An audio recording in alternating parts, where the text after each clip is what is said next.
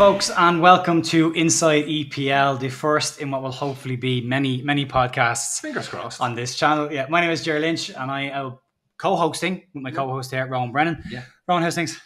Very well. Saw United play today for the first time, first pre-season game against Leeds. Your crowd. Yeah, so full disclosure, Rowan's a Manchester United fan, and I'm a Leeds United fan. And this channel, the point of this channel, will be to talk about the Premier League in an objective fashion. So imagine how Manchester United fans normally talk about football, the opposite of that. So that's the whole point of this channel, isn't it? Do my best. It also gives you a chance to speak about Premiership, top level, elite level football without having to, stay down there in the Championship. You will be there down there for hopefully a while. Be back. No, we won't. I think Leeds Not today. belong in the Premiership, so hopefully it won't be too long. But it didn't look like it today. No, let's not disagree with the report today. Yeah. Anyway, Leeds not important. Leeds are not in the Premier League. We will not be talking about Leeds United. Yeah. That's why I can talk objectively about this, because I've literally got no skin in the game. Of course. At all next season.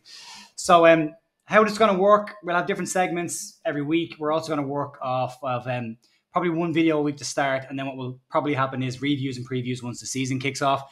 After that then as well, there'll probably be some smaller content during the week as well around transfer breakdowns and stuff like that as and when they happen. So with that in mind, we're probably the best place to start then is to look at last season's top 7 and see where they are now versus last season, and also then look into who they brought in. So we'll start off though with the champions. Yeah. And we'll start off with Manchester City. Not a huge amount of activity with Man City yet, although I'm sure there'll be a random British player bought for an insanely big amount of money for no apparent reason, except for they have to take a centre half maybe, or a defender. Yeah, the Calvin Phillips signing, or the Jack Rodwell signing. Yes. We have an English quote with the tick here. We better bring in a player quickly. Kind of thing, yeah. Well, they've started and they've decided to step in and take over some of Chelsea's players, but one to start with, along with every team in the Premier League who's now currently fixing Chelsea's problem of having too many players. The fire sale. The fire sale, yeah. So on the incomings, they brought in Kovacic from Chelsea, £30 million. Defensive central midfield player in a team that's already got probably arguably one of the best central defensive midfielders in the world in Rodri. Yeah. And then a player that I know quite a bit about, Calvin Phillips. Yeah, your boy. As a backup. You're a big fan. I am a big fan. Kovacic comes in. Yeah. Where does he fit? The bench. Yeah. The bench. I think he's going to be a bench player. I think Calvin Phillips is done. So? Yes. I'm ready. Yes. I don't see how Calvin Phillips didn't have that many Premier League minutes under his belt when he went to City, and he went for big money, and he got injured as soon as he got there, and his knees are made of biscuits. We did sell him. Leeds did sell him injured. Yeah. So Phillips was dealing with a shoulder injury for a couple of months before the end of the previous season with Leeds, and Leeds sold him knowing that would need surgery. Does he have knee injuries? Does he have something with Not his knees? so much the hamstrings he had an issue with, but his biggest problem with the last couple of years has been his shoulder. It's been a huge problem with him. But I think then when he came back in, he kind of suffered a little bit with trying to get up to the speed of things and the pace. I think the shock of going into a Manchester City. But he went with a lot of injury problems at that stage, and that probably didn't help the situation. But coming into this season, looking at it, Kovacic has cost less than Phillips. It cost 45 million, which Leeds fans would say they should have got a lot more, considering Declan Rice is a similar type of player. Yeah. Arguably, you can argue who's better. He's gone for 105 million. Leeds got 45 for Phillips. So there's arguments there where they got enough from. But coming into a City side that has Rodri, he was always going to be second place. I didn't realise he was going to be as second place to Rodri as well. I thought he played a lot more minutes than he did. But now you're bringing Kovacic in, who's an experienced player, who's won things. He's played at the highest level. He won't be intimidated walking into a dressing room that's full of stars. So Phillips will struggle unless they have an idea. Gone. Do you think he's going to go then? Gone. He's third choice defensive midfielder for City behind Kovacic, a multi-Champions League winner with Madrid and Chelsea. He's a born winner. Calvin Phillips is still that player where you're kind of going, maybe he'll kick on. We'll see if he can rise to the occasion. You even said that he called Bielsa to kind of get a bit of an arm around the shoulder, which is that the mentality that's going to help you survive? Well, as a Manchester United fan, remember the relationship that Alex Ferguson had with a certain group of players. Very close relationship, had a father-son-like relationship. Sure. Phillips and Bielsa have that. Very close relationship. Phillips credits him with saving his career and the whole lot. So there's that there. But I don't disagree that I don't know if they'll sell him Because I don't know where he'll go. Aston Villa wanted him last year. There was a couple of times. Kovacic, I think they make an already insanely strong City team stronger. I think it is the death knell for Calvin Phillips. I think you're going to see him move to Brighton or Villa or maybe even Newcastle or something like that. But I think he's done. I actually thought he would have been a very good fit for Liverpool in that defensive midfield role, because they do play with that sitting six. There's chat about Lavia going to Liverpool to go with McAllister and Zabozlai. Tongue twister. Nailed it. Later on. The outgoings of Man City are interesting. Yeah. So Gundogan's gone out to Barcelona on a free transfer after probably the season of his life. Yeah. Probably had the best season that he's had. Shea Charles has gone to Southampton for 15 million. Shea Charles was their under 21 captain last season. Good player as well, rated very, very highly. But again, £15 million for a player who hasn't played that much senior football at all. Yeah. Do we talk about Benjamin Mendy? But he's gone. They've released him. Let's not talk about Benjamin. He's gone. Yeah. So not a huge amount of turnover at Manchester City, but you wouldn't expect them to have that being champions and being treble winners last season. Does that hurt when you hear that when someone says treble winner? We did it first. I did it first, okay. I just know that Pep will now have sole focus on we're going to be the only team to do it twice. And they will have every intention of doing it next season, and they have every ability to do it. United finished third in the league the year after they won the treble. Yeah. City are not going to be finishing third in this league. They are going to probably win it unless every other team is in a bit of a rebuild. But I think that City have such an established dominance, unless some freak Pochettino result comes through with Chelsea, unless United do get Kane. I think if United get Kane, they can push to win. But again, we'll talk about that later on. I want to talk about that. But it's unlikely. Moving on, then let's start with second place. People who thought they were so close to winning a title. But to be fair, we're probably punching quite heavily above their weight based on previous seasons and based on the players they brought in last year, and that's Arsenal.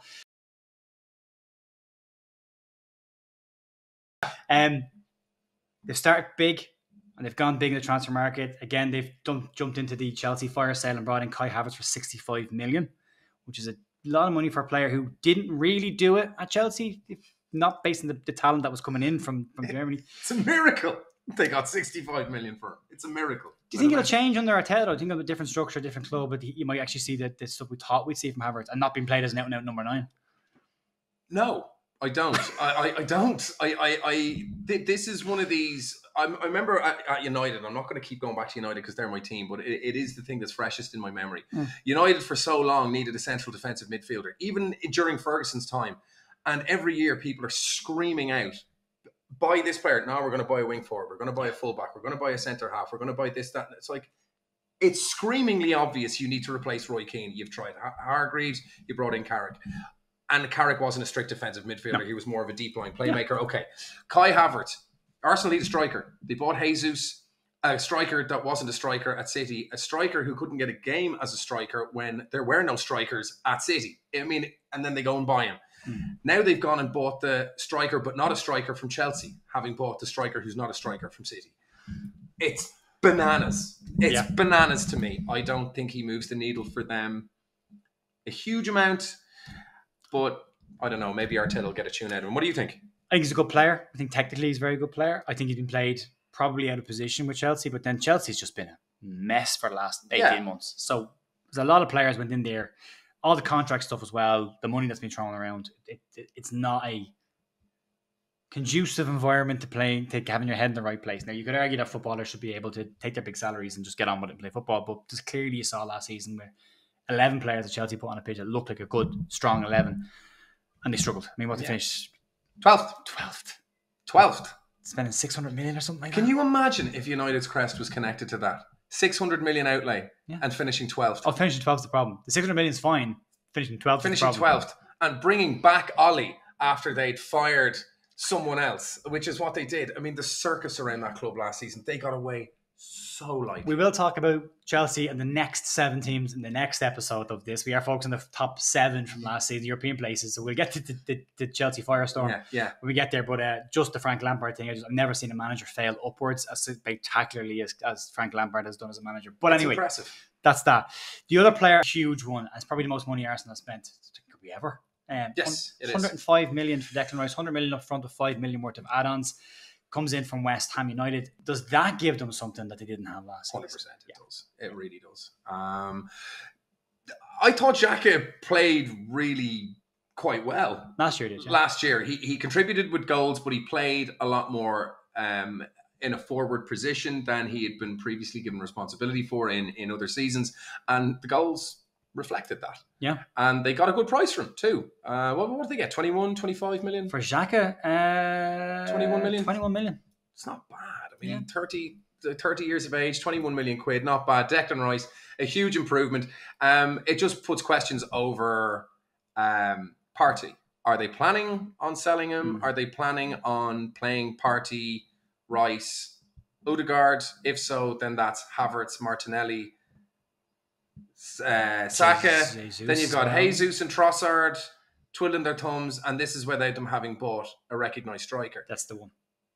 That's the one. So don't listen. They're going to have a lot of options, and as City have shown, you need a very deep squad. So maybe they keep all those players. But to go into the season again without a recognised striker, I think is foolish on their part. It seems like they spent a huge amount of their transfer budget on these players. They'll definitely improve. Do I think that they're going to get first and finish better than second? No, they're not going to beat City, and they're going to have a packed fixture list with Champions League football. They also got knocked. Yeah, they also got knocked out of the two cup competitions very early last season. They only had the league. Yeah, which helps. And they basically had a free run at the league. They did okay with injuries for most of the season as well. They did really well with injuries. Until the back end when Saliba got injured and the whole thing seemed to start cracking down. When Saliba went out, all of a sudden there was... I still think they need to do more work on the defence. I still think they need another top-end centre-back. Yeah. And then I think, but you've already said it, an out-and-out number 9 is a goal-scoring, 20 goal a season, number 9 is what's needed. Yeah. Gabriel Jesus, you've got to ask yourself why Man City let him go to a rival, because they clearly realised he's not got the level that you need in that position if you want to win a title. The beginning of the season now, Jesus, he was a fantasy football dream. And he was banging in goals, braces. I think he won hat-trick maybe. I'm not too sure, but he definitely had a couple of braces. And it looked like, all right, he's finally been given the platform to do what he can do. And then he did exactly what I think a lot of people predicted, which was a slow decline. Tailed up. A couple of injuries as well. Eddie Nketiah is the other backup. I quite like Eddie Nketiah, but he played for Leeds for a little bit as well. But Eddie Nketiah is the backup again. He's not a top 6 level striker. I'm sorry, not top 6. No. He is probably top 6, but he's not. You think? Not winning a title. Not winning a title. I don't think you can hinge your Premier League ambitions on the shoulders of Nketiah, and I think Arsenal will do well to finish in the top 4 next season. Why really? Yes. That big. Tierney's probably on the way out. I think Ben White has nailed down the right back position, even though he's a centre half. It looks like Saliba and Gabriel are going to be taking in centre halves, as they always do, and Zinchenko on the left. But I think with the dearth of games that they're going to have and their lack currently of a striker, I think with a resurgent Chelsea, resurgent United, resurgent Liverpool, and a very dominant City, I think Arsenal have a lot on their plate. There is the possibility also of Chelsea coming into this top 7 as well. They started their stuff this season. They're currently clearing out most of the players that are there. They're bringing in different types of players. So if they're going to give Pochettino what he wants and back him correctly, I think you could see Chelsea slip into that. There's obvious teams in the top 7 of last year that will drop out of it. Brighton will have to do some serious business. They've done some clever business so far. We'll get to them in a second. Yeah. Done some clever business, but I don't have to done big stuff to hold that against a Chelsea team coming through. Yeah. We're not talking about Chelsea. I keep coming back to Chelsea, but anyway. It's hard not to. Yeah. Yeah, we talked about the outgoings in Arsenal then as well. So Rice comes in and places Granit Xhaka. Think about Granit Xhaka, very good season, as you said, last year. They got 21 million for him, which is a decent amount of money back. Yeah. Considering the couple of years he's had at Arsenal. He was done with Arsenal a few years ago after Lazarus, man. Unbelievable. He came back. Unbelievable stuff. So I give him a lot of credit for that. I do. He looked a different player last season to me. He didn't look like the red card risk he has been until the end of the season when things started to turn a little bit. Then all of a sudden, like Arsenal leaving the leg in a bit too late, giving my City free kicks, getting involved in stuff they shouldn't be getting involved in, being the first player into a scuffle, that kind of stuff. I like that in the player, though. I do, but he always gets a card for it as well, and that's the problem. I like a bit of a header in your team. He's not clever. He was never clever enough to do it and get away with it. No, well, it's impossible. Always gets caught. 50 cameras and 3 refs looking at you. You're done. Yeah. you're going to get done. The other extra from Arsenal, they've let a load of other players go, but we're only going to focus on kind of the recognised names. We started writing these lists out and we're like, well, they've released 18 players at that club and nobody knows who any of these are. So Maitland-Niles is left on a free. I say that because we're probably keeping an eye on him in the Championship as well, going probably Championship level player, lower half Premier League. It looks like Luton could nip in there, that kind of a level team. But the other exits, I don't think Arsenal are done in the transfer market. I think that their way that they've been doing things over the last couple of years, they got so close to a title this year. I think if there's ever a chance they're going to win it and they were going to gamble and make a big move in the transfer market, this has to be the move for them. This has to be the season they really push on and try and get it, because they were that close last year. Yep. You know, but again, for me, it's number 9. They need it. You go through the teams. Man City have a Haaland. Manchester United might have a Harry Kane. We'll see what happens there. Newcastle have Callum Wilson, who up until last year probably wasn't rated that highly. He scored a ton of goals last season. Very effective. Movie worthy. I know, right? That guy went through at the end of the season. And Oscar, not Oscar, but Isaac. Yeah, Isaac as well, who injured for a lot of last season. Newcastle, he's coming back as well. Liverpool have a few. They've Salah as their main part of goals. Brighton not so much. They were thereabouts. Aston Villa, they had a very shared distribution. Yeah, Brighton. Aston Villa everyone was chipping in, which was great. It was like the City team that won the league previous to last year. Yeah, they'd no recognised striker. It was actually, and I feel dirty saying it, but I don't have anything against the players of Man City, whatever you want to say about the club, but the players are doing their job and they do it bloody well. But I liked that fluid front three. That Liverpool kind of had. Like Salah's coming in off the right, but is he playing in centre? It was like Messi at Barcelona. It's like the front three really just mix and match. Constantly. They do. Yeah. And City had that when they dropped Aguero. They didn't really play Jesus, and they just had this kind of fluid front three of Foden and Silva and Mahrez and these guys. And I really liked it because defenders do not have a clue who to track. And they swap constantly. So you don't know if you're going inside or outside this time. If the right foot are going down right back, is he going to go inside or outside? Constantly changing. Yeah. When they do it well, it's very hard to defend against. But they have those goals there. Aston Villa, Ollie Watkins towards the back end last season really found some form. He could be a cool player for them next season. Yeah. And then Spurs have Harry Kane last season. Yeah. At least maybe even this season. Let's talk about a huge contract offer being given to him as well. But there's all that kind of going on. You look at Arsenal, you go, Who's your second in the league? Who's your goal scorer? That's it. So you think they're not finished? You think there's a striker on the way? I think they have to do a striker. I think they have to get a 20. I mean, maybe I could be wrong. Maybe Arteta looks at it and goes, "It's not Jesus. I need to get more supply to the way he plays." And that could be it. And Arteta's a clever enough coach to do that. So it's possible. Do you think goals were their issue, or was it mentality? Because they weren't tired because they had the fewest games of anyone competing for trophies. They could focus on the league. Yeah. They were scoring plenty of goals. I think nerves had a lot to do with it. Maybe so. It's the head. There's a bit of that there, but I also think, again, I'd like to bring in Declan Rice as well. Is a clever move. That's a player that's played at England and in World Cup and played really, really well and advanced and got to semi-finals in competition. So he's a good player. He's now got a European trophy under his belt as well. That's true. So he's walking that dressing room as a European, winner, albeit not a big trophy, but. They need more of those characters. They need more people than they have won. Jesus has won things. He's won them at Manchester City, but he wasn't the main guy at Manchester City when he won it. He was there. Yeah. So for me, I think if Arsenal did do a 20 goal season, I mean, Arsenal nicking Harry Kane off Spurs would be cute. They've done it before with like Sol Campbell and a few other people. There's just no way.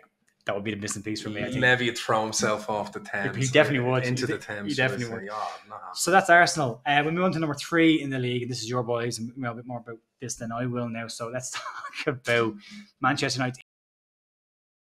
Incomings, got to see him play his first game today as well against Leeds. So you have Mason Mount, 55 million from Chelsea, which I think personally was a crazy decision for Chelsea. I like Mason Mount as a midfielder. I think he's a tidy player and very clever footballer. 55 million is a reasonable fee. I think you've got a good fee based on transfer fees. Like the moment of Calvin Phillips 45. Delighted. It's a good fee. Happy with it? Yeah, now that I've given time to think about it. I mean, initially... Yeah, I mean, I always look at all the top teams and look at their main players. And Mount, and a lot of other podcasts that specialise in United, when Mount was announced, there was a lot of, really? Maybe because we just wanted some, sexy foreigner with a fancy name, and Mason Mount, you're like, really? But the more I look at it and the more I see what it is he actually does, he is going to do what Eriksen can't do, which is play 90 minutes and do it consistently. Eriksen also has, if you look at his statistics, zero defensive capabilities. Yeah. None. It's not what he's there for. It's not what he's there for, but it's like De Gea with the goalkeeping. Great at stopping shots, but you need to be able to play out a little. Eriksen needs to do some defensive work. Mount has got an engine that United need. United don't have speed in the midfield. No. Casemiro's not fast. Bruno Fernandes is not fast. They can go for days, but they're not fast. And Eriksen, God bless him, great player, but he's only got 60 minutes. That ticker's only going to give him so much. I think he's a very astute signing. 2-time player of the year for Chelsea at a time when Chelsea were winning things. Oh, they only won the Champions League. They didn't do much in the league. Only the Champions League. Only the Champions League. And he got the assist. He should have a lot more medals around his neck than he does. And so if you're Chelsea, you're looking at going, last season was a freak season. We're going to redevelop this season. We're going to push for top 6 again. Yeah. And then you sell one of your players to a team that finished 3rd in the league. So now you're looking at you're going, well, we're selling up to what's going to be a rival. Why would we sell our better players to a rival? But a good signing. You're not done. No. You've got some big holes to fill. De Gea, gone. The biggest one, centre-back, Phil Jones, finally off the books at Manchester United. Unbelievable. How many managers have tried to get him off when the books? bombs drop, the only things that will still be alive are Phil Jones and cockroaches. That's not to say Phil Jones is a cockroach. I have a lot of time for Phil Jones. I think he's desperately unlucky with injuries. I think he got an awful lot of stick and was a bit of a whipping boy for United during some of the darker periods of the club, which I thought was unfair at all. De Gea, very unfortunate how it transpired, but there's no love lost in foot. There should be, though, for a servant of 12 years. Absolutely. And he kept us relevant for so many years when we were in mediocrity, and we could have been far worse. So, David De Gea, you will be missed, but I think it was time to go. I just wish it had been in better circumstances. Yeah, 10 years... Over 10 years used to be testimonial territory for a player. It is testimonial, yeah. Now, that was in the days, a testimonial was there to give you a payday so you could open up a pub back in the days of all the proceeds went to you. Not being a millionaire footballer when, they open up a local pub or something. Testimonials aren't required now, but it is a nice tip of the cap. That's what I like. I like if there's a player who served your club well, I think a testimonial is nice to say thank you and have a proper goodbye. Like I've seen that. Good manners. There you go. Good manners. Gone lost in football. There's no manners in football. Axel Tuanzebe. Tuanzebe. He was a huge prospect for us, but he's just been blighted by injuries. He was at Villa for a while, wasn't he? At Villa, got crocked in and out of the team. I remember Solskjaer captained him for a few games and said he has all the qualities to be a leader. He's a great centre half. There was big noise about him, and not just your typical youth academy product that could be good and everyone overhypes them and they ultimately disappoint. Tuanzebe was really destined to be a starting Man United centre half, and injuries have crocked him. He's been very similar to Phil Jones in that way, and again, wish him all the luck in the world. He seems to be a really good guy. He's a good player. He just needs a bit of luck on the injury front, and I hope he gets it. Yeah, not too old either, so he's got time. Phil Jones, plenty of time. David De Gea and Axel Tuanzebe. I can never say his name. It's all right. Free transfers. So whoever's picking them up.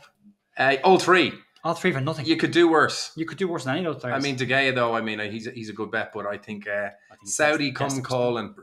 Speaking of Saudi, yes, we talked about Saudi. Move on to Newcastle. Yes. And all the stuff that goes with that. And I'm sure it'll be a fascinating off-season with Newcastle. But they've made a move that I think personally is a very, very good move. It's a very good move. I think he could be a standout signing. It's a very good move. It goes well. Move. Sandro Tonali brought in from AC Milan for 52 million. Again, saying 52 million is not a massive price tag, but in modern terms, not a massive price tag. A few have gone out. They've just confirmed Chris Wood, and a few others have left. I've gone away from the club, but one incoming right now. We were talking about this before we came on, and you were saying, where does he play? Who comes out? Yeah, interesting fact first. The most expensive transfer fee for an Italian player ever, which is bananas when you see some of the transfer fees. It does tell you how little money there is in Italy. Yeah, but they always produce players.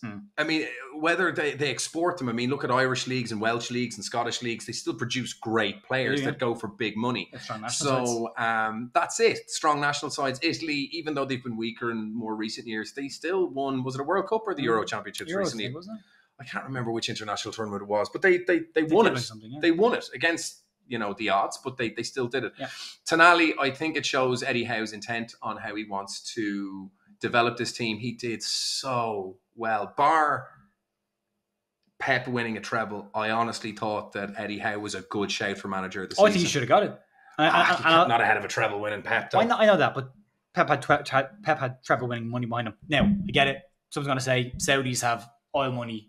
But he didn't spend it. But they didn't spend it last year. That's the point. They didn't stretch into it. Like when they bought over, everyone was like, "Oh, we're signing Kylian Mbappe and this player."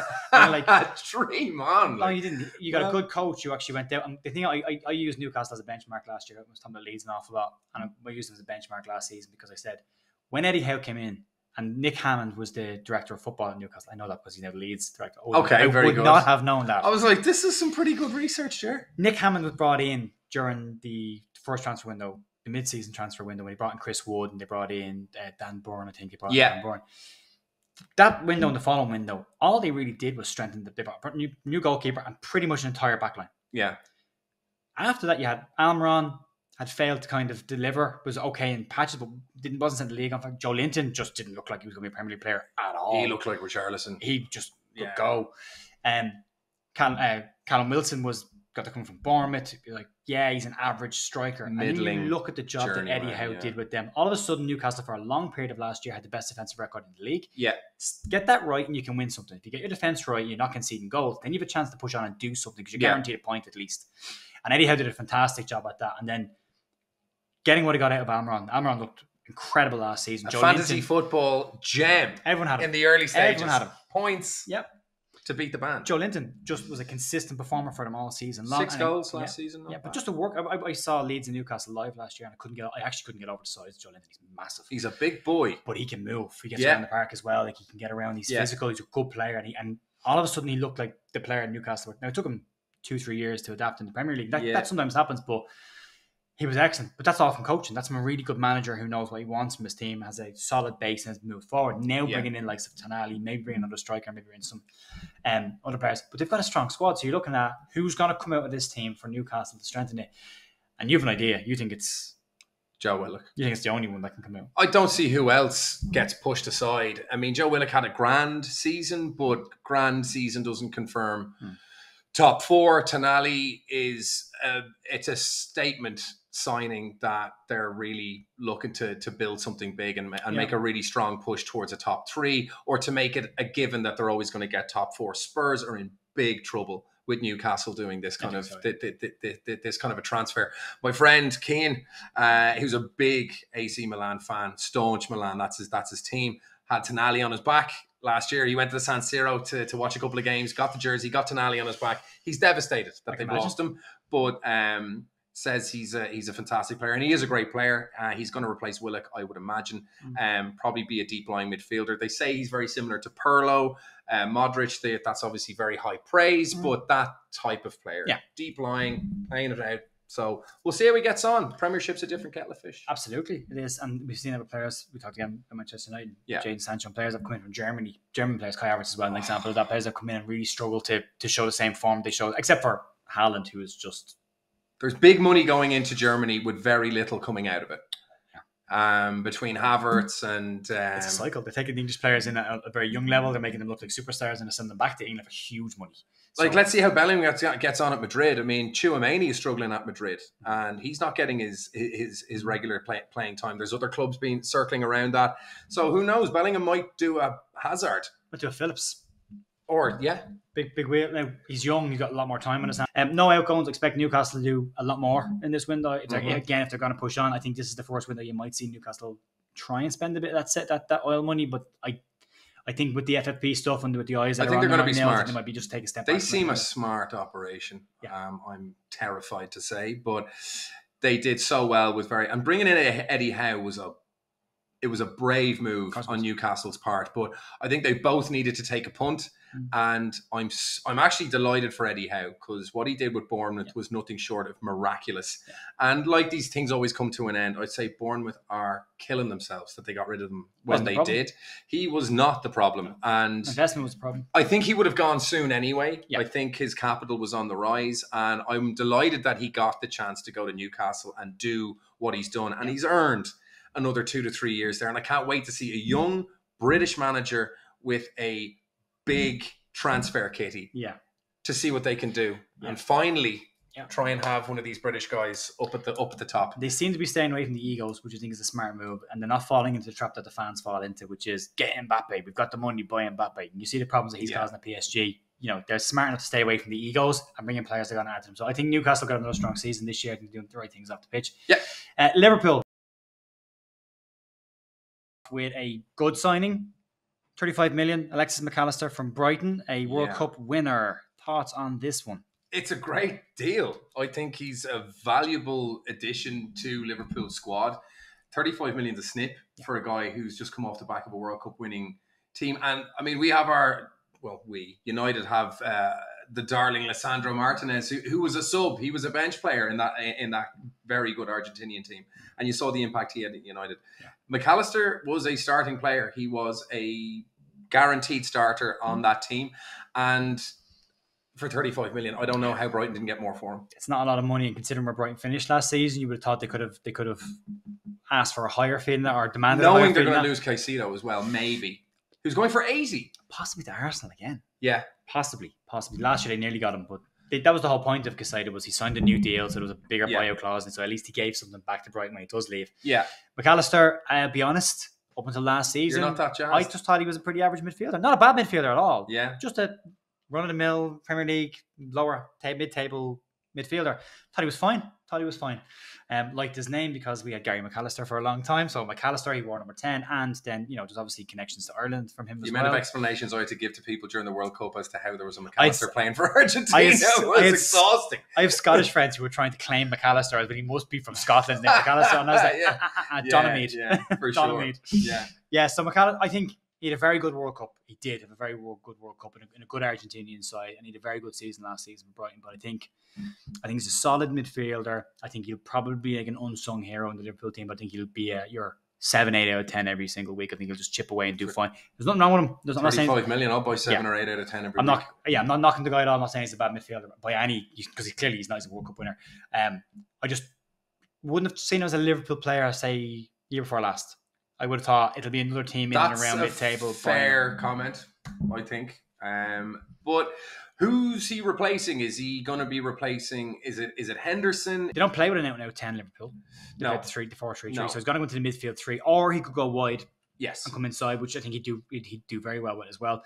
It'd be an interesting one to see, but he's a good player. He'll go into that Liverpool team and add a bit of quality in the midfield, which is arguably where Liverpool are struggling probably last season, was the quality in the middle of the park and creating chances for the front players. Maybe makes a difference. The one that I am interested in is the second one, which is Dominic Szoboszlai. Nicely pronounced. Yes. Didn't practice that for an hour. Didn't look up Google how to pronounce that name. Yeah, totally did. But Dominic Szoboszlai, 60 million from Leipzig. Now here's the thing with Leipzig.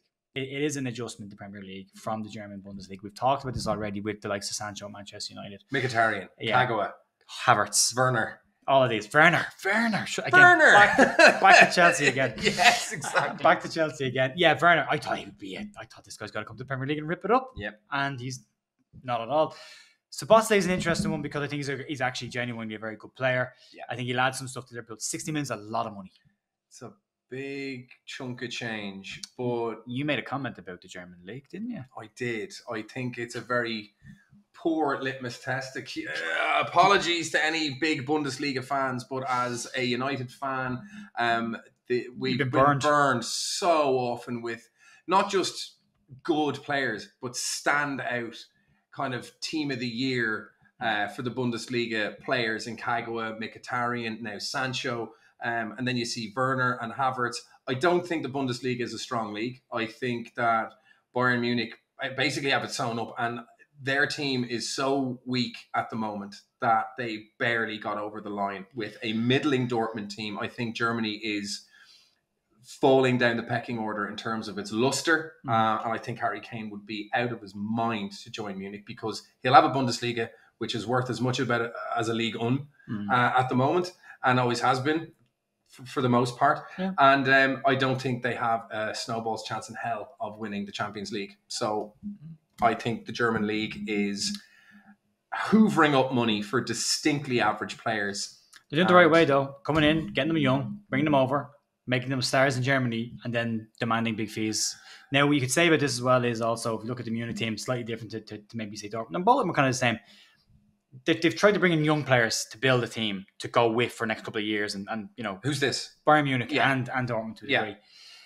Except they get to a certain age, and then the big teams come in and nip them out. So, like Bellingham going to Real Madrid, and Sancho going to hoovered up by Munich from Dortmund. Correct. Before they've ever actually got to the point where their investment is paying off in terms of football, not necessarily financially, but they're getting they're getting more than their money back in terms of that. So it's good business for them, but it's not necessarily progressing them forward as football clubs. But Szoboszlai is a good midfielder. People have gone out of Liverpool. I said Kate has gone. Not a huge amount of moves. James Milner's moved out as well. Yeah. Love James Milner. Love him. I hate to say that I have a lot of time for boring James Milner. Yeah. I do. What a great pro. Just an incredible pro. Played for all the best teams. City, people thought that was the end of him. No. And he just lights up that Liverpool squad with his professionalism, his ability to play right back, midfield, number 8, number 6. Conditioning was incredible. Just that man looked after that himself. Jawline. He got more chisel as he got G.I. Joe jawline. I remember seeing him making his debut for Leeds at 16 years of age and scoring anything second or third goal. He was the youngest Premier League goal scorer for a long time. I think he was 16 years of age. Before Rooney, was it? Yeah, he was before Rooney, yeah. It would have been, wouldn't it? Was it before Rooney? Because Rooney's retired and all. Well, then there's nearly 40, isn't he? Yeah, but Rooney was packed in at like 33. But probably, Milner's like 59 and he's still playing. Against Liverpool he scored. Yeah, maybe. Who he scored against, but that was Alan Smith actually scored against Liverpool in his debut. But yeah. Was the youngest player to score in the Premier League at one point. Yeah. At one point. Liverpool have a lot of work to do in terms of catching up with the top 4. They had a great run. Yeah. Started off the season pretty poorly. Mid-season wasn't great. Yeah. Kept themselves touching distance to the top 7 and ultimately finished 5th in the end, just nipping into the European places, which is good for them. Not a Champions League season for them, but it's going to be another European season. Lovely, dirty Europa League campaign to keep them nice. Probably be a trophy.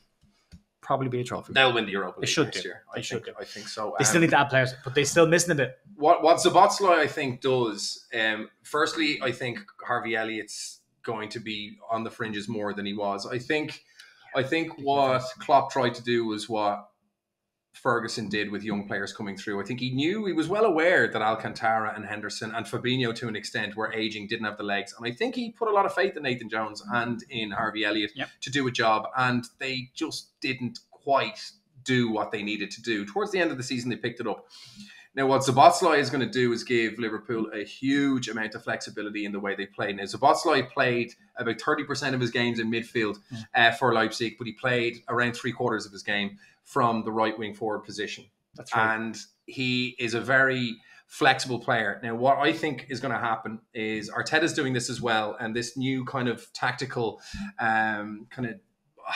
dawn of the box midfield. It's a 4-man box midfield. Yeah. That Pep possession-based teams are kind of very much focusing on this, where you'll have your 4-3-3, and then as soon as you have possession, it's going to be Robertson, Van Dijk, and then it's going to be Konate. They'll be the back 3. Trent will then drift into the midfield position, and he will be the bottom of the box with Fabinho. That means Szoboszlai and McAllister are going to be playing as the 2 attacking midfielders, helping retain possession in the middle of the park, while you've got David Luiz, Gakpo and Salah dominating up front. Then as soon as they lose possession, Trent will then drift back onto the wing, and then the 3-man midfield will try and win back the ball. That's what Arteta likes to do at Arsenal.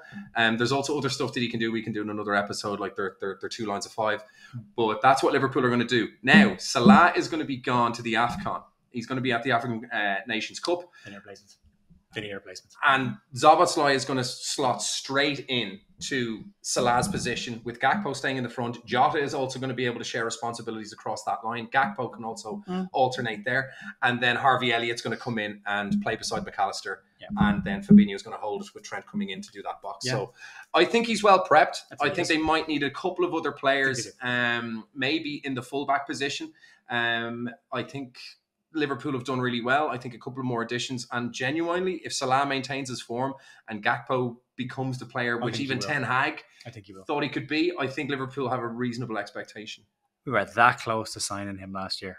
That close. He was okay, Wenger. He was the private jet from Leeds was in the airport. Yeah. They had done the deal, and then Van Gaal rang him and said, "Don't move before the World Cup.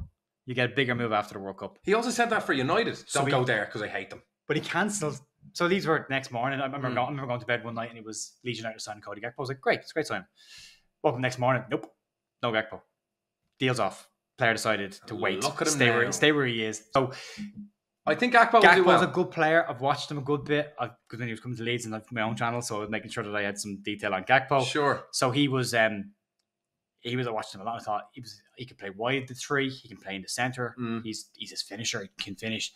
He started slow at Liverpool. He was in and out of the team a little bit, but I think towards the end of the season, you started to see the player that he's going to be. And I think he'll full preseason on his belt at Liverpool next season. I think he'll. I was disappointed United didn't get him. I mean, when I compare Gakpo with Anthony, I think Gakpo's a better player. I think he's more versatile. Yeah, I mean, Anthony's got a bit of the Rob ends about him, where it's like up the wing, cut in, just do that cut in, Ribery, Rob end, just up the wing, cut in onto your shooting foot, but you need to be as good as Robin, who did that precisely. It didn't matter if you tried to stop him. You can't cut in. He always got in. I think Liverpool are a different beast. As long as Europa League doesn't take the legs off them, I think they're going to be a pretty solid. I do think they need more quality. I mean, I like Harvey Elliott, Curtis Jones. Yeah, my nephews love him, but I thought they probably need better players in those positions if they want to be a serious title contender. Because again, look at what you're competing at in the top three. Yeah, look at the midfielders that those teams have. Look who they're bringing in as well. Yeah, so I think they need. Diogo Jota, I think has a big role to play. He has to step up this season because I think last year. Now I know he had injuries last season as well, but he hadn't scored in a year. Yeah, but his goals to minutes ratio when he first joined was amazing. Incredible. And then I kind of felt sorry for him. I felt he was a bit like Forlan, where he'd go on a run and score all these goals, and people would be like, "Great!" And then as soon as he doesn't score in a game, back out. Yeah. Bobby Firmino, he did very well, but I got why he was in and out. But I mean, between different kind of player. Yeah, I mean, I really like Diogo Jota, and I hope to see more of him next year. But again, I hope Liverpool don't do too well, but I think they will. I think they'll do better than they did. But as you've already said it, you've got Arsenal are investing heavily, Newcastle have invested smartly, Manchester United are going to invest heavily, and Man City are going to be clever about it. It's a big gap to jump. I mean, that 1 year drop can be huge. That could take another 2 years to close. Like, assuming the guys ahead of you stop making moves. So it'll be interesting to see. Moving on, we got 3 left to cover, and this one to cover Brighton, Aston Villa, and Tottenham. Then we're done. So we went to Brighton, who were the surprise package last season to get into the top 6. De Zerbi came in after Graham Potter. Nobody thought anybody would do a better job than Graham Potter did. He goes off to Chelsea. That doesn't work. De Zerbi comes in as a relative unknown to a lot of people in the Premier League. And he mentions a man that we've already mentioned that I love. It's Marcelo Bielsa. He mentions that he copies an awful lot what he does off what the Bielsa style systems. Now, with significant differences. He doesn't do the man-marking system that Bielsa does, which is what ultimately undid the whole Leeds project with Bielsa. Was once teams, Manchester United been the first team to figure this out with playing Scott McTominay, who was a central midfielder, as a centre-back, to come out with the ball. Leeds are man-marking. If you can break the first line of man-marking, which one of the centre-halves will not be marked every single time, you can bypass it and then the whole thing breaks down. Other teams learn from that. De Zerbi's slightly different, doesn't do the man-marking system, but plays a very similar high-press, high-tempo, fast. Fullbacks are very involved in the game. You do leave yourself exposed a little bit at the back, but it's very high-tempo football. It has a lifespan. And the lifespan of the Bielsa used to always say, it's 3 years and then you either change the manager or you change the players. But you've got to push it on a notch. I think a lot of teams will look at what De Zerbi did last season. I think this season will be a tougher season for for Brighton. Sorry, it'll be a tougher season for Brighton, and I think a lot of managers in the league will have a bit more understanding about what De Zerbi's style is and how to stop it. I think they'll look at that. Players they brought in, Mahmoud Dahoud. Mahmoud Dahoud. That's it. Free transfer from Borussia Dortmund. Again, the German thing is going to be there. Can he do the same thing in the Premier League? Ger Pedro's coming from Watford for 30 million quid from the Championship. That's big noise. He's a good player.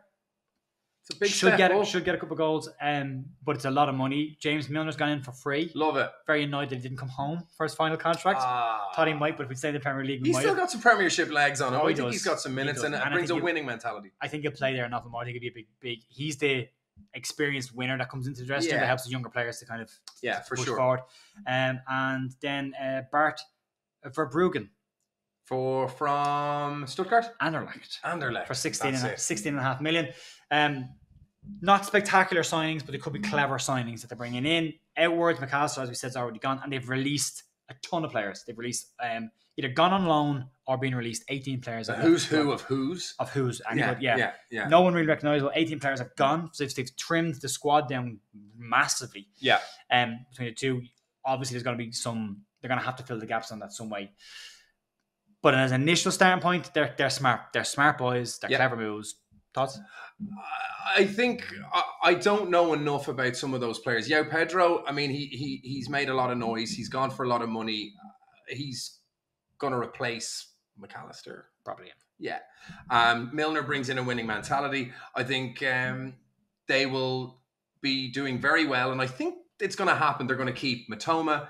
I think they'll keep Pascal Gross, and as long as they keep Estupinan, and I hope they keep Caicedo. I really do, because I'm kind of sick of these very good middling teams that do better than the sum of their parts, and then they just get absolutely dismantled, and they have to keep performing these transfer miracles to stay relevant, and they basically take the coin and let these players go. When I'd prefer if they just kept them for an extra year or two and established themselves as these mid-table teams, because we've seen it with Swansea, we've seen it with Sheffield United, we've seen it with hopefully not Brentford, but we've seen it with plenty of other clubs where they just get absolutely picked apart by the big boy vultures, and then they just fall down the league and eventually get relegated. And I hope it doesn't happen to Brighton, especially with our boy Ferguson up front. I would love to see him playing more of a starting role, maybe sharing responsibilities with Danny Welbeck a little bit more, because his goals to minutes were pretty good. Pretty decent. And he got an injury towards the back end of the season as well, which kind of, he was doing really well coming into the season. He got an injury in one of the games. Big season for him. This will be a real, like last season was kind of a showcase season of a young player coming in. This season has to be a breakout season for him. I think if he wants to push on, I think he will. He's got, like, I mean, he's the perfect figure and size and shape to be an effective Premier League striker. He's fast as well. He can hold the ball up. He's a big lad. 18? 19? Yeah, 19. He's a big boy at 19. I mean, for him to be able to mix it with the best with Brighton, I think is very encouraging from an Irish perspective. So I'm very, very happy about that. Imagine Declan Rice and Jackie Grealish playing behind him. Anyway, we won't talk about the bring war. That up? I don't know. I don't know. I'm bitter. I'm totally over it though. I'm not. But the goalkeeper situation at Brighton is interesting, because Sanchez was doing very, very well, and then just got dropped out of nowhere. And Steele came in and did a really good job. That happened when the manager changed. Did Sanchez have a row with De Zerbi? Sanchez was in the team. I heard there was a row. Did you? Because I assumed it was a style. It was a different style of keeper for how De Zerbi wanted to play. And I thought that was what it was. I didn't hear about it. But maybe there was a bit of a bust up there, which is a very strong manager then to turn around and go, well, I'm not going to have whatever you're doing. You're out. Yeah. Takes a strong personality. And De Zerbi comes across to me as being a very strong, no-nonsense kind of guy. Absolutely. So that's Brighton. Yeah. Do you think they'll be in the top 6 again next year? No. No, neither do I. I think they'll be doing well to finish top 8, establish themselves as a Premier League force, so to speak. No one likes playing Brighton, and if they keep Caicedo, Estupinan, they've got Ferguson, Pascal Gross, Matoma. He's huge. I think they've got enough there to comfortably stay mid-table, upset some big teams, and establish themselves as a good Premier League side. I think they're top 10. I think they're top 10 side. Yeah, I'd agree with that. They're a very well-run club. They're very well run club. They've got they seem to have all their ducks in a row. They seem to know what their plan is going forward. They seem to have a long-term project and plan. I mean, De Zerbi was lined up in case Potter ever left. They did a succession plan in place there as well. So excellent. I mean, they lost Trossard. They lost Yves Bissouma.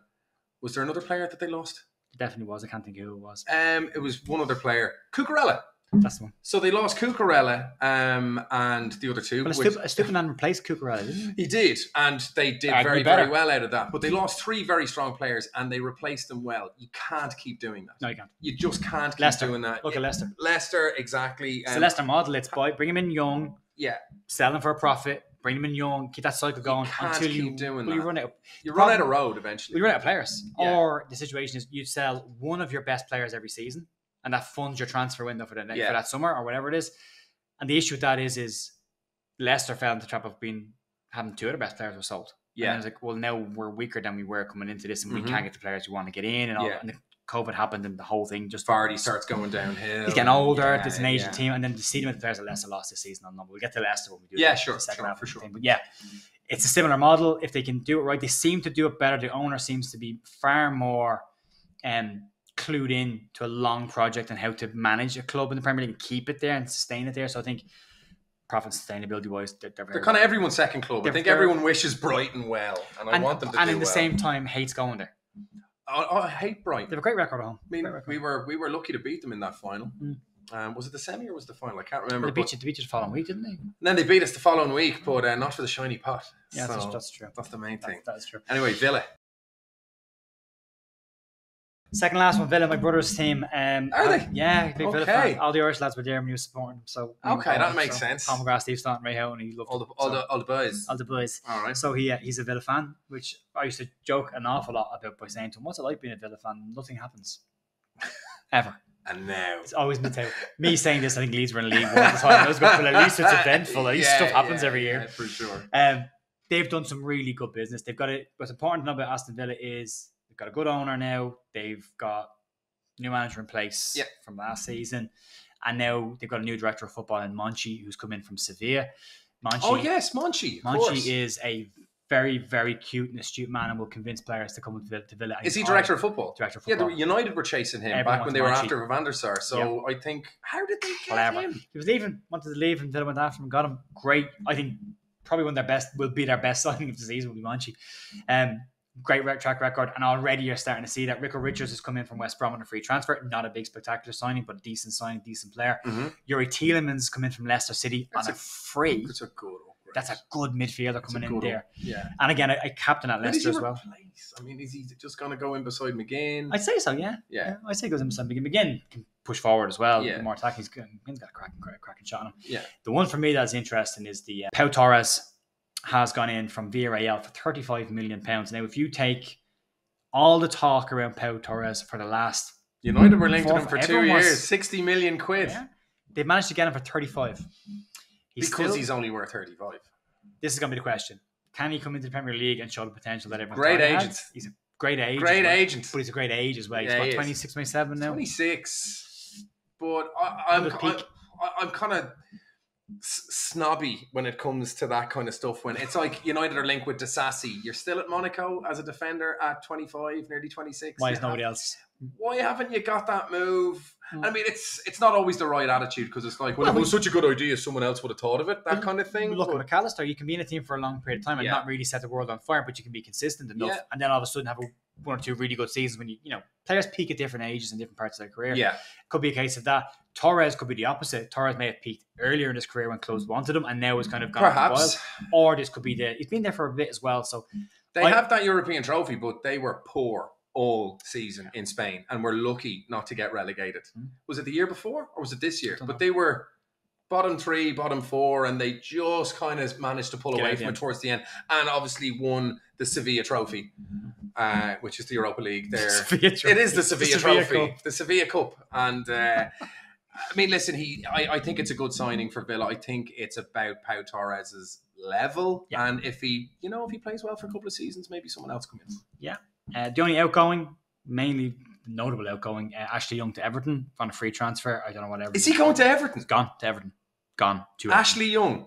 I add to my list when the nuclear bombs drop. Ashley Young and Phil Jones will still be floating around. I love Ashley Young. And a 23-year-old Jesse Lingard. A 23, perennially 23. He's been 23 in my head forever. I said this summer, Jesse Lingard being released by Nottingham Forest.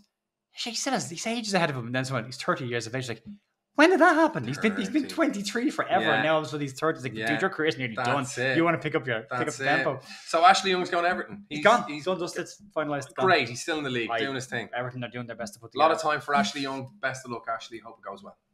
Yeah, let's move on to the final one before I wrap up tonight then as well. And this is an interesting one. Spurs. The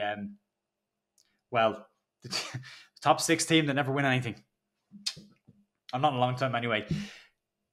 Big issues behind the scenes there. Big question marks over Daniel Levy's running of the club, Harry Kane, his future, which we'll talk about. Yeah. The interesting one for me is the appointment of a new manager that starts off with Ang Postecoglou. I like it? I love him. And not because he was Celtic. What I'll say is Postecoglou plays an exciting brand of football. He doesn't take any crap from anybody. He has an aggressive team. They're on the front foot most of the time, and he is a clever man in the transfer market. He brought in players Celtic last year that I would never have looked at. Like, he brought in Kyogo, he brought in Daisman Maeda, he brought in Ryo Hatate, all Japanese internationals came in Scotland. I would buy any of them now for the lower half of the Premier League. Did Matoma come from Celtic? Not from Celtic, no. Okay. 5 trophies, 2 years at Celtic. Pretty dominant across the board. Almost as good as Brendan Rodgers and Steven Gerrard. Steven Gerrard won 2 trophies. Yeah. So in a longer period of time. And okay, sorry, continue. Don't rate him as manager. Postecoglou, I do. So I think it's an interesting appointment. I think he's probably their 4th choice, if we're being honest about it. I think they wanted Pochettino back. He's decided to go to another dumpster fire. A whole new, different type of dumpster fire. It's a totally different dumpster fire. Hey, remember that club you were at that didn't have the players you wanted? We have all the players. Very expensive firewood, though. None of them can play. Is really, really good. It's very high quality. And we're back to Chelsea. Yeah, and we're back to Chelsea. Wait till we get to Chelsea. We have a whole episode just on Chelsea. I think we probably should. Incomings alone so far, James Maddison from Leicester, 40 million.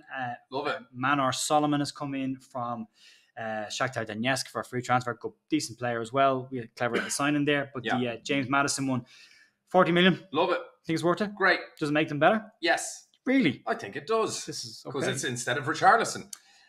Well, Richarlison's a striker. Yeah, but he's kind of not really playing as a goal? Yeah, he's a striker, but he was playing behind Kane or coming in with Kane. He was a supporting attack player like Maddison is. I think Maddison is a really good player. He's got an average goal 1 in every 3. That's his average. Pretty good. For the last 2 seasons anyway. 3 seasons ago, he had a bit of a slow season. I know he was injured. He was in and out of the team. But for the last 2 seasons, he's got 1 goal in every 3 games. And that's without assists. So I'm just looking at goals. I don't know what overall goal contributions are. And a team that struggled last year. Sorry? And a team that struggled last year. In a team that struggled, I think he definitely moves the needle for Tottenham. Okay. It's just who is going to be in front of him is the big question. Is it going to be Harry Kane? Heung-min Son needs to come back into form. I just love him. I love him too. My favourite player. Great player. His attitude, everything about him, I love him. What happened to him last year, I don't know, but the whole team just seemed to have a bit of a bloody collapse. It was a bit of a Raheem Sterling kind of equivalent to Chelsea. But he did. He had a bit of a kind of one of those He did. very good attacking left forward who just didn't do what he was supposed to do. Yeah. I believed for a long time that the problem with Tottenham was the dressing room. In terms of who? Did you watch the documentary? I watched about 4 episodes with Mourinho in it, and then I was like, I can't watch this. I like Jose. I don't know why I do. I love don't Jose. know why I do. And anytime anybody asks me, why do you like him? I was like, I don't know. I just do. I can always see him at Leeds at some point in his career. He's like a heel wrestler. Just something about... You're like, yay, boo. He's the guy that you love him when he's at your club, but you despise him when he's at every other club. Yeah. He's a dose, but he's our dose. Yeah. He winds people up, and I like that bit. Before we get to the Harry Kane... I watched that documentary, and I just thought, there's nothing in that dressing room that seems to bond those people. They sit around and they eat their lunch and no one says a word. They sit in the dressing room. They don't think Eric Dyer needs to not be in the Spurs squad. Said that. Eric Dyer. I just think he's well named. I just don't think he should be in that team anymore. I just don't think he's that level. They took him out of defensive midfielder role. They put him in centre back. Mourinho wanted him at United. Mourinho wanted him at United for 50 million. And I shouldn't laugh. I'm sorry. It's a lot of God, they didn't get. He wanted Eric Dyer and Maguire. Could you imagine? There was a point where those two in the middle of the pitch. There was a point when he first came back to England. Yeah, he looks all right. He looks okay, and then he kind of lost a step, a yard of pace, and became centre back. He's a bit blood and thunder, and not maybe the best movement. But I just think it lacks a personality. I think you look at that dressing room. There's no personalities in that that's dressing room. Yeah. When Harry Kane is your leader. I mean, there's leaders by example and there's leaders through inspiration. I mean, I wouldn't say Messi's he's a god, but there is a distinct lack of aggressive characters. Højbjerg, I thought, could come in, but he's been there not maybe long enough. Hugo Lloris, I think he's one of the players that they need to start moving away. Well, he's gone. He's gone now. Yeah, he's gone. There was a lot of talk like last year before they're off Melier Leeds for a while, which would be a big mistake.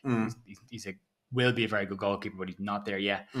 They need a proper number one. I think Donnarumma is talking about moving on from Paris Saint-Germain. That would be a good, clever move there. Again, maybe. He's only 18 years of age. He's been 18. Donnarumma 18 forever. Yeah, probably 32 at this stage. But he's only 18, isn't he? And AC Milan did well getting rid of him because the guys, the keeper they have now is even better again. Yeah. I think, you think this Ange character is going to turn things around? No, I don't think necessarily, because I think it's a much bigger tanker to turn around here than just a manager coming in. 3-4 year project. But I think Ange is a strong enough personality, similar probably to Mourinho in some ways, as in he will come out and clear out dressing room and get rid of players if they're not fitting into what he wants them to do. He will want that.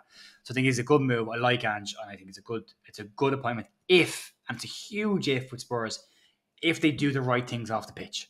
and they give him the right kind of money, they back him in the right players, they get rid of the players that are causing issues or that aren't going to be featuring, and they bring in players that are actually going to bring the team forward. Because arguably they have not. Madison's a good player to bring in. Solomon's not a bad player either bringing in, but you're going to lose Harry Kane potentially. That's a huge loss. How do you replace him? Does Sonny become the new number 9 there, which you could easily do?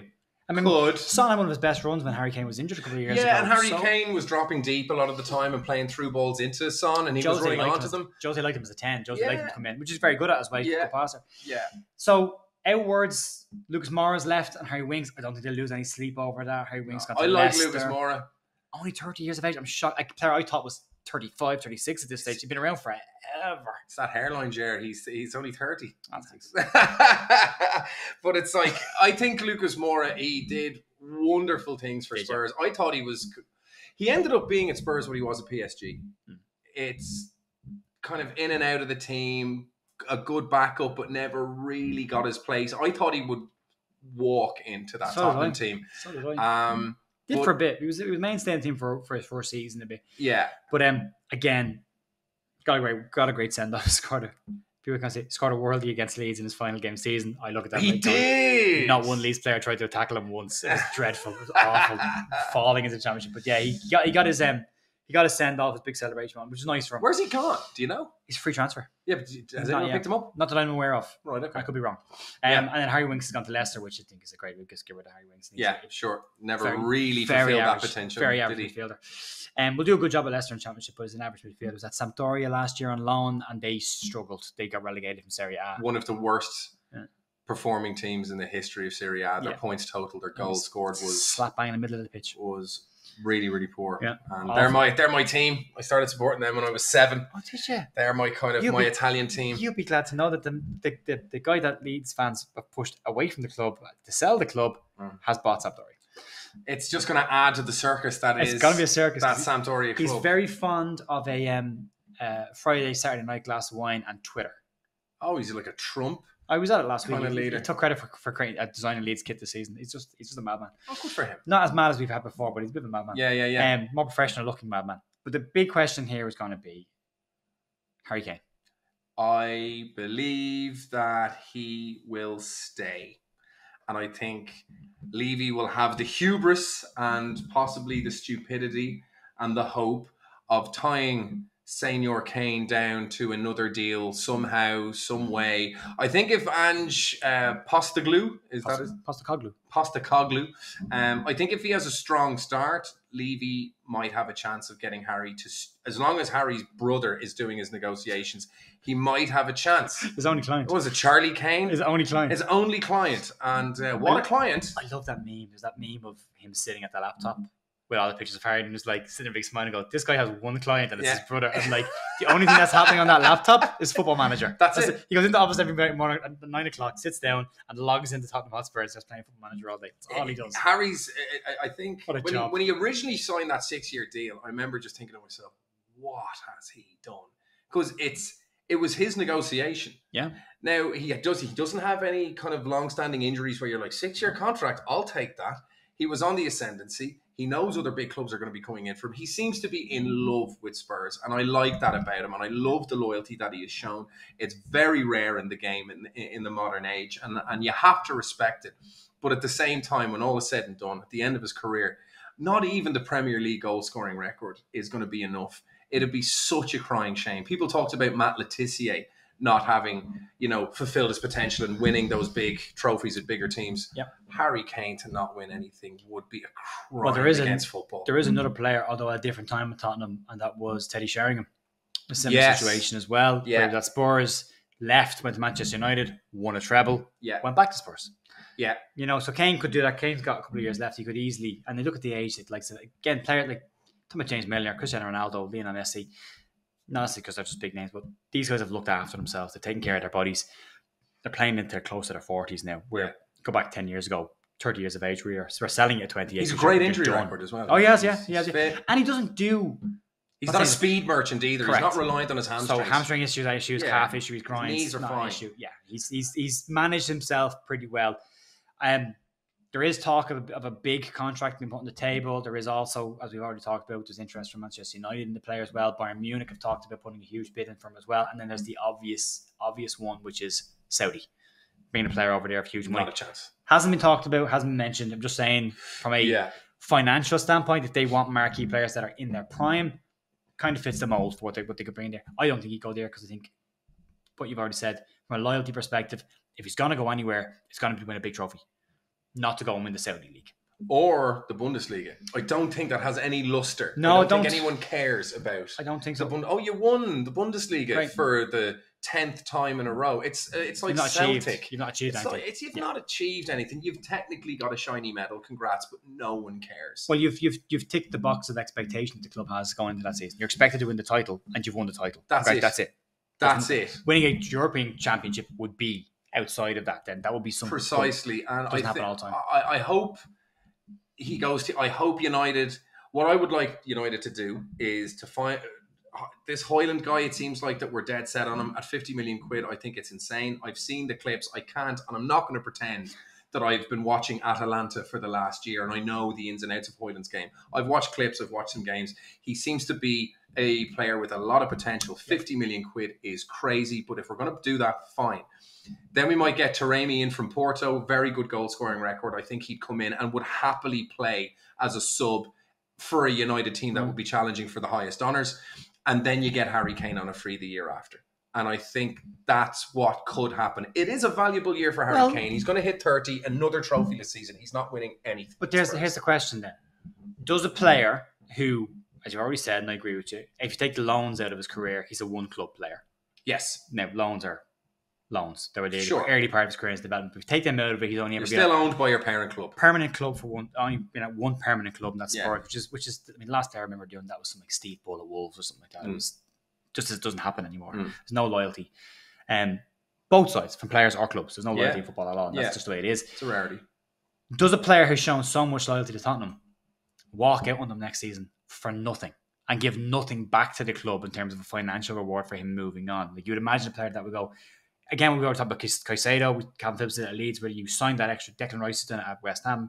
Who did Aston Villa? Someone at Aston Villa did it as well. Jack Grealish did at Aston Villa. They signed the new deal for bigger money with the release clause that gave the club the finances they were looking for that player. So it's 100 million for Jack Grealish, 40 million for Calvin Phillips. And then does he go, look, I'm signing this deal, but I want a buyout clause put in it of 100 million. But now he's getting to the stage where next year they won't get 100 million for him because he's 30. The year after that, it's going to be less again. The year after that, less again. And then if he gets any injuries this year or next year, then all of a sudden the back end falls out as completely. And it could, whether he wants to move or not, he might not be able to move then at that point. The question for me is, who can afford the fee and who can afford the wages that go with Harry Kane of the teams that are even interested? And who needs him? Who needs him? Very few clubs need Harry Kane. Arsenal, never going to happen. Never going to happen, but exactly what they're looking for. Exactly what they should get. Absolutely never going to happen. No, never going to happen. United's the only team. PSG, maybe, but again, it's the Bayern effect. You're going to PSG to join a circus. You'll get. I don't think he's the personality to survive in a club like that. I think they'll chew him up and spit him out. It's a lunatic asylum right now. The only club is United. It's the only one that makes sense. I think Chelsea. It could happen with Chelsea. I think it would ruin his reputation with the Spurs faithful in a way that Van Persie did. Kane owes that club nothing. He has given them season after season after season of 30, 25 goals. He's kept them relevant. He has shown an enormous amount of loyalty already. He signed a 6-year deal he should never have signed. And it's through Daniel Levy's own arrogance or stupidity that he hasn't either sold him last year for 100 million or 120 million. You could have got it, when it was realistically an achievement to get that. But 100 million for a 30-year-old with no resale value, that is... You could even argue at his peak, or maybe, he's not 26, 27, he's 30. I hate the way when you have a 3 in your age now, you're going to spontaneously combust. I mean, it's crazy. Not as much as it used to be. It's now 4, but but I mean, he's got 5 years left at the top, I think, but I think he stays for free, and I think he moves for free. So last question, we're going to wrap this up. Does he stay or does he go? I think he stays for one more year and goes to United on a free. And I don't just say that out of hope. I think that is realistically what he should do. Right. Well, that's going to bring us to the end of the first episode So long one, but the first couple of these will be because we've got a lot of teams to get through. That's it. So that's the end of the first episode of Inside EPL. If you like the video, if you like this format, it'll be slightly different the more we go forward, the more we get into We'll this. try a few different things, a few different setups, and a few different bits and bobs. But yeah, good to see you again. But if you like it, you can subscribe to the channel. Or you can if you're listening on Spotify, you can give us a rating. There's a 5-star ratings there as well. Yeah. Give us a rating. That helps to get the channel there. If you want to know how YouTube works, the more you engage with this channel, the more you like it and share it, the more YouTube packages it up and shares it out. Plan is to do one a week for the next couple of weeks at least. We might do some stuff in the middle as well, some short stuff with content as well. But you will see a lot more content on the channel over the next couple of weeks. So, yeah. So, thanks very much. Thank you. And thank you. And thank you. There we Listen, go. take it easy. Yeah. And we'll see you soon. Cheers. Bye.